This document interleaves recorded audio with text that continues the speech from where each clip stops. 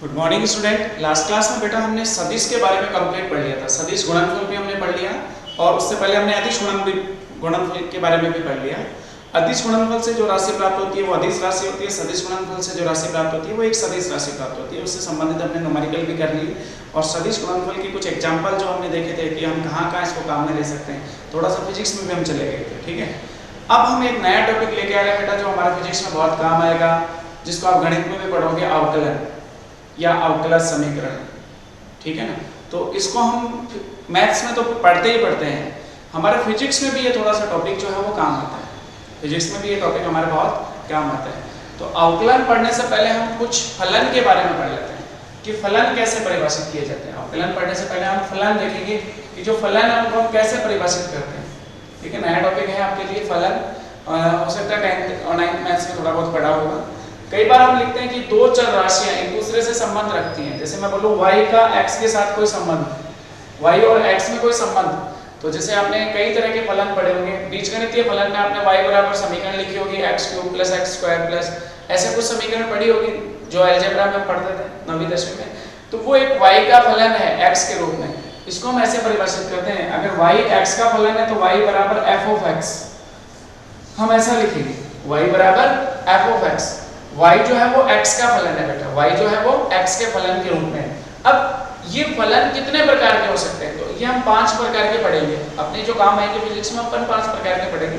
Maths में हो सकता है और ज्यादा पढ़ो, हम जो पढ़ेंगे उसमें केवल 5 प्रकार होंगे और बहुत सिंपल है। मैं केवल एक बार थोड़ा सा बेसिक बता देता हूँ कि कैसे हम उसको पढ़ेंगे।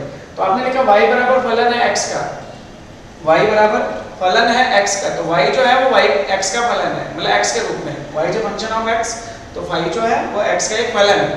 ठीक है, इसी को हम ऐसे निर्देशित करते हैं, f फलन को निर्देशित करते हैं। अब इसका जो प्रकार है इसके बारे में बात करें तो सबसे पहला प्रकार है बीजगणितीय फलन। पहला प्रकार है बीजगणितीय फलन, अलजेब्रिक फंक्शंस।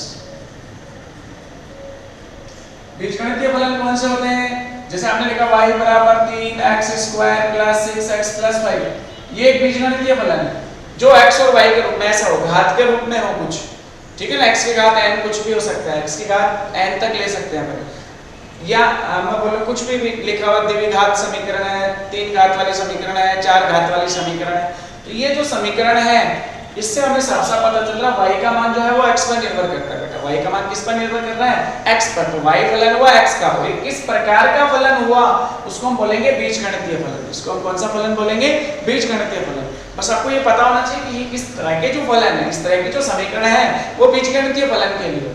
हम x के मान इधर बदलेंगे, y का मान भी बदलेगा। इसका मतलब x और y दोनों चर राशियां हैं। x और y क्या है? चर, जिसका मान बदलता हो। x का मान चेंज करेंगे तो y का मान भी बदलेगा। ठीक है, तो x और y चर हुए और एक होती है अचर राशि जो डिपेंड नहीं करती। जैसे 5 जो है वो डिपेंड ही नहीं करेगी, 5 कांस्टेंट है, अपने आप में अलग है, नियत है। तो जिसके साथ चर गुणा नहीं होता वो कांस्टेंट हो गया बिल्कुल। तो इस तरह के जो फलन होते हैं उन्हें कौन सा फलन बोलते हैं बेटा? बीजगणितीय फलन। पहला फलन समझ में आ गया बेसिक। दूसरे फलन की बात करें अपन तो अपन पढ़ते हैं त्रिकोणमितीय फलन। त्रिकोणमितीय फलन, त्रिकोणमिति में पढ़े थे हमने। त्रिकोणमितीय फलन जो है उनको हम कैसे परिभाषित करेंगे? देखो ध्यान से, आपने त्रिकोणमिति में 6 फलन पढ़े थे, sin cos tan cot sec cosec, उसमें कोई समस्या नहीं। तो जैसे आपने यही कंडीशन लगाई कि y is a function of x, y x का फलन है, इसके त्रिकोणमितीय फलन का कोई उदाहरण बताओ। तो जैसे मान लो लिखा आ गया y = sin x, x का मान कुछ भी हो सकता है। अगर मैं x का मान बदलूंगा तो y का मान भी बदलूंगा। जैसे x का मान 0 डिग्री, y का मान 0, x का मान 30 डिग्री, sin 30 1/2, y का मान 1/2। तो y का जो मान है वो x पर निर्भर कर रहा है। और ये कौन सा फलन हुआ? इसको हम कौन सा फलन बोलेंगे? त्रिकोणमितीय फलन। और एग्जांपल सोचो, y बराबर tan 5x, इसके साथ कुछ गुणा भी हो सकता है। x का मान जो भी आपने रखा 0 रखा, tan 0 का मान y 0 हो गया। x का मान आपने 15 डिग्री रखा, tan 30 1/√3। तो इसका मतलब y फलन हुआ x का। तो ये जो प्रकार है ये कौन सा प्रकार है? त्रिकोणमितीय फलन। तो अपने पास ये त्रिकोणमितीय फलन 6 होते हैं, कोई से भी हो सकते हैं। ठीक है, तो दूसरा प्रकार भी आपको समझ में आ गया होगा। त्रिकोणमितीय फलन में भी हम ऐसा फलन पढ़ेंगे। तीसरा देखो, लघुगणक फलन। लघुगणक, लॉगरिथमिक फलन। देखो आप ऐसा भी देखो, मान लो y फंक्शन है x का, तो मैंने लिखा y बराबर log x, log के रूप में आधार e। इस टाइप के जो फलन होते हैं उनको बोलते हैं लघु गुणक फलन। y बराबर log x, इस तरह के जो फलन होते हैं उनको बोला जाता है लघु गुणक फलन, log के रूप में। ये आधार कुछ भी हो सकता है, e 10 2 जो भी है वो हम बाद में पढ़ेंगे log के अंदर, ठीक है। log आप गणित में भी पढ़ोगे, फिजिक्स में भी पढ़ोगे और केमिस्ट्री में भी पढ़ोगे। तो लघु गुणक फलन के एग्जांपल भी आपको समझ में आ गया। चौथा इसका प्रकार है प्रतिलोम फलन, जो अपने काम का हो सकता है फिजिक्स में, जिसको हम काम में लेंगे और आपको समीकरणें लिखी हुई मिलेंगी तो आप उस टाइम पहचान जाओगे कि हाँ ऐसा कहीं पढ़ा था बेसिक में। तो प्रतिलोम फलन जो होते हैं वो व्युत्क्रम फलन होते हैं, उल्टा इनवर्स फंक्शन। जैसे मैंने बोला y is a function of x, मैंने एक एग्जांपल लिखा y बराबर x की घात -1, x की घात -1, प्रतिलोम का मतलब घात -1 होगी, घात कितनी होगी -1, उसी को प्रतिलोम बोलेंगे। मैंने दूसरा एग्जांपल लिखा y cos inverse x, cos inverse x, इस cos x की घात -1, तो वो इनवर्स जो है -1 वो यहाँ आएगा, cos इनवर्स x, ठीक है। ये प्रतिलोम फलन, ये प्रतिलोम फलन के उदाहरण होंगे इस तरह से। और पांचवा जो आपके पास बच गया वो है चरघातांकी फलन। पांचवा प्रकार कौन सा है बेटा? चरघातांकी फलन, ठीक है। केवल आपको आइडिया होना चाहिए कि ये फलन, हमने कोई टॉपिक नहीं है फिजिक्स में, ये अपने फिजिक्स में कोई टॉपिक नहीं है, बट इनके बारे में पता होना चाहिए, क्योंकि हम इनको सबको काम में लेंगे, इन सबके अवकलन करेंगे, इन सबके समाकलन करेंगे। तो ये हमें पता चल गया कि ये कुछ फलन हमने पढ़े हैं जिनके उदाहरण ऐसे होंगे। जो पांचवा में बता रहा था वो था चरघातांकी फलन, एक्सपोनेंशियल फलन, चरघातांकी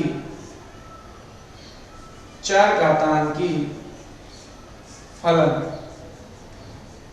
जैसे y is a function of x, मैंने इसको लिखा y इक्वल्स टू e की घात x, ये चरघातांकी। e की घात में जो फलन होते हैं उन्हें बोलते हैं चरघातांकी फलन। e की घात वाले जो फलन होते हैं उन्हें क्या बोलते हैं बेटा? चरघातांकी फलन। और एग्जांपल सोचें, y बराबर e की घात ax, इसके साथ कुछ गुणा भी हो सकता है, प्लस माइनस कुछ भी हो सकता है। इस तरह के जो फलन होते हैं उन्हें बोलते हैं चरघातांकी फलन। और इसमें ध्यान रखो बेटा, e का मान कांस्टेंट होता है, 2.3 समथिंग होता है, तो वो अभी अपने को ध्यान में रहना चाहिए। तो इस तरह से हमने 5 प्रकार के फलन की बात कर ली, और पांचों फलन जो थे वो ऑलमोस्ट आपने कुछ पढ़े भी होंगे, कुछ नए भी होंगे। केवल आपको आइडिया होना चाहिए कि ये फलन क्या है। फलन का मतलब कोई दो चर जो है वो आपस में एक दूसरे पे निर्भर करते हो, y का मान x पे भी निर्भर करता है, x का मान y पे भी निर्भर करता है। तो इस तरह से जो फलन है वो हमने डिफाइन कर लिए 5। अब हम बात करेंगे बेटा अवकलन, ठीक है। तो फलन के बारे में कोई पूछे आपसे कभी भी, चरघातांकी फलन e की घात वाले होते हैं, लघुगणक फलन log वाले होते हैं, त्रिकोणमितीय फलन sin cos tan वाले होते हैं, बीजगणितीय फलन x की घात वाले होते हैं। इस तरह से आप शॉर्ट में दिमाग में रख सकते हो। प्रतिलोम फलन घात -1 वाले फलन होते हैं, ठीक है ना। किसी चर राशि की घात -1 हो, इसका मतलब वो आपका कौन सा फलन होगा बेटा? प्रतिलोम फलन। वो कौन सा फलन होगा? प्रतिलोम फलन। अब हम बात करते हैं बेटा अवकलन की। अब हम किसकी बात करते हैं? अवकलन की। देखो मैथ्स में हम 2 टॉपिक पढ़ेंगे, अवकलन और समाकलन, जो फिजिक्स में भी बहुत काम आते हैं, ठीक है। फिजिक्स में भी हम बहुत काम में लेते हैं। अवकलन को अंग्रेजी में बोलते हैं डिफरेंशिएशन और समाकलन को अंग्रेजी में बोलते हैं इंटीग्रेशन। ये दोनों एक दूसरे के व्युत्क्रम होते हैं। अगर किसी फलन का आपने अवकलन किया तो उससे जो उत्तर आया, अगर मैं उसका समाकलन करूंगा तो वही फलन आएगा जिसका आपने अवकलन किया था। इसलिए हम कह सकते हैं कि ये दोनों एक दूसरे के व्युत्क्रमानुपाती होते हैं, व्युत्क्रम होते हैं, ठीक है ना, रेसिप्रोकल। अब आप पूछोगे कि सर ये अवकलन समाकलन फिजिक्स में कैसे काम में लेते हैं, या फिजिक्स में इनका क्या यूज है? जैसे अपन अवकलन की बात करते हैं ना, तो अवकलन में एक चर राशि एक चर राशि का अध्ययन दूसरी चर राशि के सापेक्ष किया जाता है। सापेक्ष अध्ययन वाले केस में अवकलन काम में लेते हैं। जैसे मैं एग्जांपल बताऊं, देखो आपने वेग की परिभाषा पढ़ी थी, विस्थापन में परिवर्तन की दर, समय के साथ परिवर्तन की दर, विस्थापन में समय के साथ परिवर्तन की दर को वेग कहते हैं। तो हमने विस्थापन जो है उसका अध्ययन किया समय के सापेक्ष, तो परिवर्तन की दर जब होती है तब तो उसको हम क्या कर देते हैं? अवकलन। उस चीज को अवकलन बोला जाता है। ऐसे आपने त्वरण की परिभाषा पढ़ी बेटा, वेग में परिवर्तन की दर को त्वरण कहते हैं। तो एक्चुअल में जो परिवर्तन की दर है वो समय के साथ है। तो अपने पास 2 चर राशि है, समय और वेग। तो वेग का अध्ययन समय के साथ कर रहे हैं, तो परिवर्तन की दर जब हम पढ़ते हैं तो हम उस राशि का अवकलन करते हैं। उस राशि को हम बोलते हैं कि वेग का आपने समय के सापेक्ष अवकलन किया है। इसी प्रकार जैसे आप विद्युत धारा की बात करते हो तो आवेश प्रवाह की दर को विद्युत धारा कहते हैं। तो उस स्थिति में भी बेटा आवेश का जो है ना वो समय के साथ अपन अवकलन करते हैं। वो जो प्रवाह की दर है वो आपका एक अवकलन ही है, ठीक है, उसी चीज को अवकलन बोला जाता है। और एक्चुअल में देखो एक चीज और है इसके अंदर, डिफरेंशिएशन, डिफरेंशिएट करना। जैसे मान लो कोई क्षेत्रफल है, उसको टुकड़ों में बांटना है, छोटे छोटे टुकड़ों में बांटना है, तब हमें अवकलन करना होता है, डिफरेंशिएट करना होता है फैल, ठीक है ना, उस स्थिति में अवकलन किया जाता है। और जब आपको इंटीग्रेशन की बात करें, इंटीग्रेशन का मीनिंग हुआ कि जस्ट उससे उल्टा, छोटे छोटे क्षेत्रफल थे उनको सबको एक साथ कैलकुलेट करना, उस चीज को बोला जाता है इंटीग्रेट करना, समाकलन। तो अवकलन समाकलन का काम जो है एक दूसरे के विपरीत है, इसलिए एक दूसरे के व्युत्क्रमानुपाती है। अब देखो अवकलन कैसे किया जाता है, क्या इसके सूत्र होते हैं, थोड़ा सा उसके बारे में भी अपन सीखते हैं। कि जैसे मान लो y फलन है x का, y फलन है x का, मुझे y का x के सापेक्ष अवकलन करना है। मुझे क्या करना है, y का x के सापेक्ष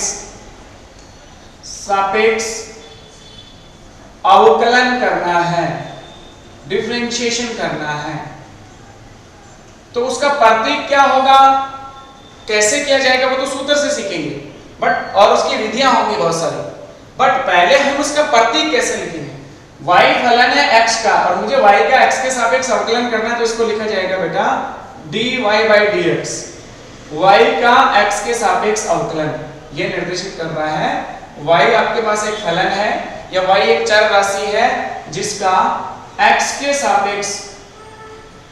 सापेक्ष अवकलन किया हमने, y का x के सापेक्ष अवकलन ये निर्देशित करता है। इसी प्रकार जैसे मैं कोई और एग्जांपल लूं, मैंने लिखा z is a function of t, ऐसा भी तो हो सकता है, जरूरी थोड़ी हमेशा x y हो, कुछ भी चर राशियां हो सकते हैं, चर कुछ भी हो सकता है। z t का फलन है, मुझे z का t के सापेक्ष अवकलन करना है, तो हम लिखेंगे dz/dt। इसका मतलब हुआ z का t के सापेक्ष अवकलन, z का t के सापेक्ष अवकलन, इसका ये मतलब हुआ z का t के सापेक्ष अवकलन डिनोट करता है dz/dt। dz/dt क्या डिनोट कर रहा है, z का t के सापेक्ष अवकलन। कोई समस्या हो तो बोलो बेटा, इसमें सिंपल ऐसे हमने ये लिखा। तो आपको ये समझ में आ गया कि अवकलन का प्रतीक कैसे देखते हैं अपन। जैसे एक फलन का दूसरे फलन के साथ संबंध निकालना है, तो पहले फलन का दूसरे फलन के साथ संबंध ज्ञात करना है, तो पहले फलन का दूसरे फलन के साथ हमने अवकलन किया, तो उसको हमने जैसे मान लो y के फंक्शन ऑफ x था, तो हमने y का x के सापेक्ष अवकलन किया, तो हमने इसको लिखा dy/dx। उल्टा होता है x इज अ फलन ऑफ y, तो dx/dy, x का y के सापेक्ष अवकलन। अब करते कैसे हैं वो चीज हम सीखेंगे, ठीक है ना। अवकलन कैसे किए जाते हैं उसके कुछ सूत्र होते हैं, उसके बारे में थोड़ा सा हम पढ़ते हैं। उसके कुछ सूत्र है, महत्वपूर्ण सूत्र जो हमने काम में लेने, बस आपको वो सूत्र ही ध्यान में रखना है, बाकी तो मैथ्स में आप डिटेल से पढ़ोगे, अपने को डिटेल से नहीं पढ़ना, अपने को कुछ सूत्र दिमाग में रखना, ठीक है। तो पहला जो सूत्र है वो ध्यान से देखो, इसके सूत्र पढ़ रहे हैं, जिसमें पहला सूत्र है किसी कांस्टेंट का अवकलन कर लो। मान लो y बराबर आपके पास लिखा हुआ नियतांक और उस नियतांक का कुछ मान है सपोज k। अब मुझे y बराबर k का मुझे अवकलन करना है, किसी भी चर के सापेक्ष करो, चाहे x के सापेक्ष करो, t के सापेक्ष करो, u के, जो भी आपका चर है। जैसे सपोज मुझे dy/dx ही लिखना हो, dy/dx ही लिखना हो, तो आंसर क्या आएगा 0। y का x के सापेक्ष अवकलन हमेशा शून्य होता है, y का x के सापेक्ष अवकलन क्या होता है बेटा 0 होगा। यहाँ पे y कांस्टेंट है, y कांस्टेंट, कांस्टेंट का अवकलन क्या होगा 0, कांस्टेंट का अवकलन क्या होगा बेटा 0। तो हमेशा याद रखो, अगर एक अचर राशि जिसके साथ कोई चर गुणा नहीं है और वो अकेला है, कांस्टेंट है, उसको देखते ही मार दो 0 उत्तर है, उसका अवकलन क्या है। और चाहे किसी भी फलन के सापेक्ष करना हो, किसी भी चर राशि के सापेक्ष करना हो, चाहे x के सापेक्ष करना हो, t के सापेक्ष करना हो, z के सापेक्ष करना हो, कोई भी हो, ठीक है ना, उसके सापेक्ष करना हो, तो इसका आंसर क्या आएगा हमेशा 0। समझ में आ गया। दूसरा उदाहरण देखो, मान लो इस ऐसी स्थिति है y बराबर c1 f1x plus c2 f2x। दो फलन इस तरह से लिखे हुए, y जो फंक्शन ऑफ x है मुझे पता है, बट जुड़ रहे हैं प्लस माइनस, बीच में माइनस भी हो सकता है। एक चर और एक अचर गुणा में है, इसमें भी एक अचर और एक चर गुणा में है, मुझे इसका अवकलन करना है x के सापेक्ष, तो मैं क्या लिखूंगा dy upon dx equals to dy dx, x के सापेक्ष कर रहे हैं, आपके पास पूरा मान ये है, एक बार पूरा लिखो c1 f1x plus minus c2 f(2x). अब क्या करना है, ये dy dx जब अंदर गुणा करेंगे तो इसका भी अवकलन कर लेंगे और इसका भी अवकलन कर लेंगे। और इसमें ध्यान रखो, अब आपका जो अचर है वो एक चर राशि के साथ गुणा में है, तो जो अचर अगर चर राशि के साथ गुणा में होता है तो उस अचर को अवकलन वाला जो प्रतीक है उससे बाहर लिखते हैं। हम इसको लिखेंगे c1 df1x dx plus minus c2 df2x dx, ये आंसर होगा dy dx। c1 जो था f1x के साथ गुणा उसको बाहर ले लिया, फिर बीच में प्लस माइनस c2 अचर था उसको कोष्टेंट को बाहर ले लिया, और f1x का x के सापेक्ष अवकलन कर लेंगे, f2x का x के सापेक्ष अवकलन कर लेंगे, जो भी मान दिया होगा चर राशि। तो आपको इस तरह से करना है, जब चर अचर गुणा में हो तो अचर का अवकलन जीरो नहीं करना है, जब चर अचर गुणा में हो तो अचर राशि का अवकलन जीरो नहीं करना है, उस स्थिति में अचर चुपचाप बैठा रहेगा और चर का हम अवकलन कर लेंगे। ठीक, क्लियर हो गया ये भी आपको। तीसरा फॉर्मूला देखो, तीसरा फॉर्मूला जो है उसमें मैंने लिखा कि सपोज y इक्वल्स टू दो फलन गुणा में हो, दो फलन गुणा में हो, एक फलन का तो हम नहीं कर लिया कि एक फलन होगा तो इस तरह से हम कर लेंगे। अगर आपके पास दो फलन गुणा में हो, दो फलन गुणा में हो, जैसे मैं बोलूं कि मेरे पास दो अलग अलग फलन f(x) और g(x), जैसे अभी अपने 5 प्रकार के फलन पढ़े, उन 5 में से कोई भी दो गुणा में हो, उन 5 में से कोई भी दो फलन गुणा में हो, जैसे मैं बोलूं एक त्रिकोणमितीय फलन गुणा है और एक चरघातांकी फलन है, वो आपस में दो गुणा में, तो इसका अवकलन कैसे किया जाता है, इसके लिए हम काम में लेते हैं छोड़ो पकड़ो विधि। छोड़ो पकड़ो विधि बहुत इंपॉर्टेंट है, काम आएगी बार बार। छोड़ो पकड़ो विधि एक शॉर्ट ट्रिक नाम जाती है छोड़ो पकड़ो विधि। इसका मतलब देखो आपको समझ में आ गया, एक फलन को छोड़ो दूसरे को पकड़ो का मतलब उसका अवकलन करो, फिर प्लस जिसको पहले छोड़ा था उसको पकड़ो और जिसको पकड़ा था उसको छोड़ो, तो आपका dy dx देखो हो गया। छोड़ो f(x) को छोड़ा, g(x) को पकड़ा, dy dx g(x) प्लस आएगा बीच में, ध्यान रखना। अब g(x) को छोड़ देंगे और f(x) को क्या कर लेंगे, पकड़ लेंगे, इसका हम अवकलन कर लेंगे। ये मेरा उत्तर है। जब दो फलन गुणा में हो, एक फलन को छोड़ना होगा, दूसरे फलन का अवकलन करना होगा। ठीक है, मैं इसके उदाहरण अभी सॉल्व करवा दूंगा आपको, तो आपको ये वाला फॉर्मूला भी समझ में आ गया। इसको हम बोलते हैं छोड़ो पकड़ो विधि। इसको हम कौन सी विधि बोलते हैं बेटा, छोड़ो पकड़ो विधि। एक फलन को छोड़ा दूसरे को पकड़ा, प्लस फिर दूसरे को पकड़ा पहले को छोड़ दिया। ठीक है ना, इस तरह से हम ये विधि ध्यान में रखेंगे। अगर मान लो तीन फलन गुणा में, इसका मैं एक एग्जांपल और दूं, f(x), g(x),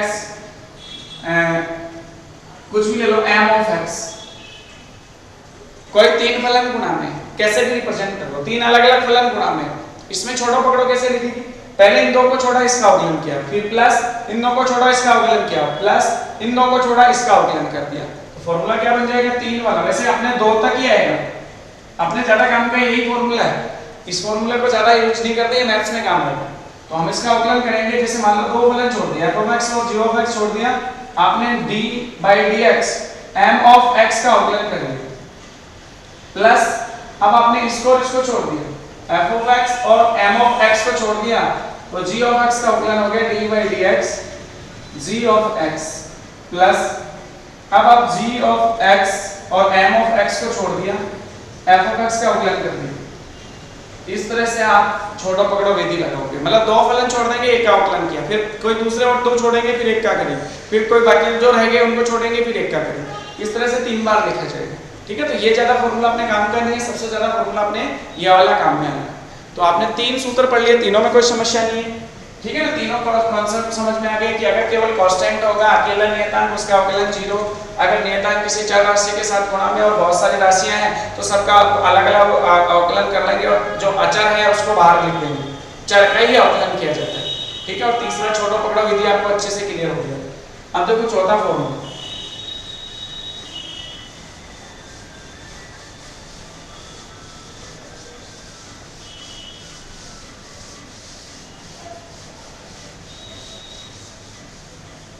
अगर दो फलन भाग में हो, ठीक है ना, गुणा में नहीं हो के भाग में हो, f ऑफ x और g ऑफ x किसमें हो, भाग में।